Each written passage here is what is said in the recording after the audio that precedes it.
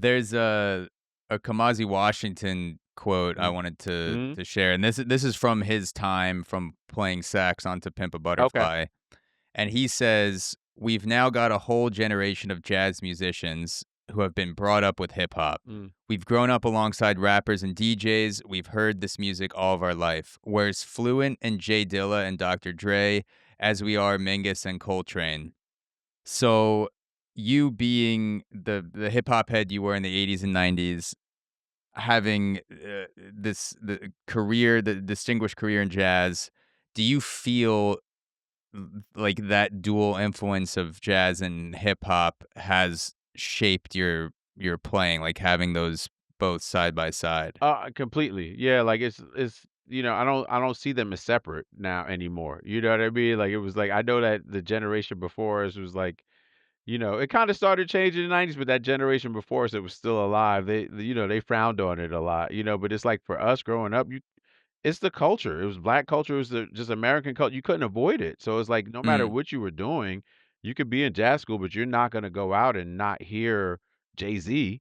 You're not going to go to a club and not hear Biggie or Tupac or Snoop or whatever. Where are mm, you going to hang out? Like if you have a life outside of jazz where you don't hear these things.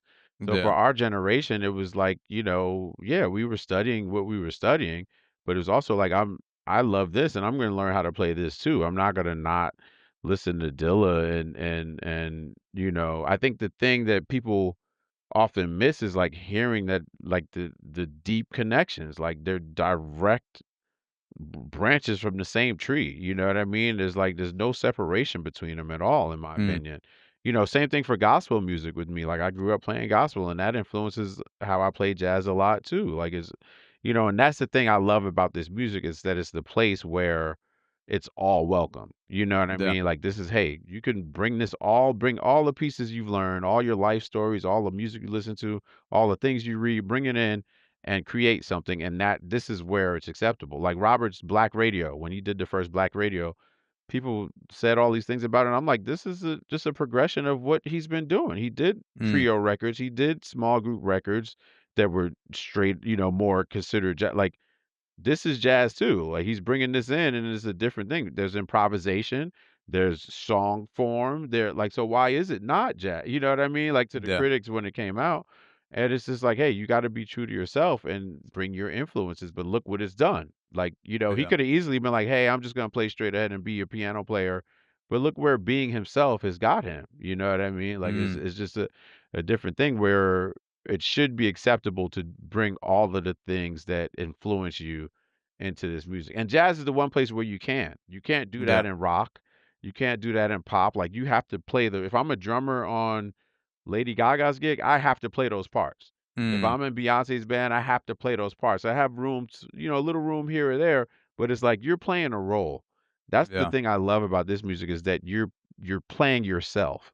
You know what I mean? You get mm, to be yourself. I don't have to play a specific pattern on the drums for the whole song and then maybe deviate a little. Like I have friends that play with Usher and like yeah, it's amazing to go see those shows and they have room to have freedom and stuff, but it's just like it's a different thing playing this music. And I think that's yeah, why if I wanted to focus on being a gospel R&B, I could go do it. And I think also the skill set you learn playing this music is transferable to all of those different things.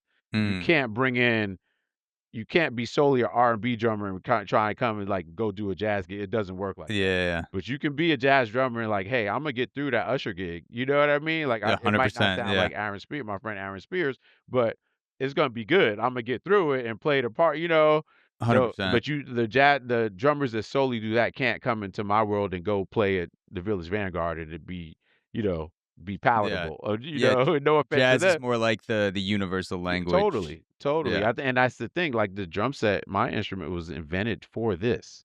You know what I mean? So mm, this is really Rosetta Stone. This is the key that kind of gets you to all the other things to me, like yeah, studying this and then going out and doing other stuff, in my opinion. So, but yeah, for hip hop and Kendrick and what Kamasi said is very accurate. Like this is a full generation of people, that that grew up with where the culture of music was hip hop.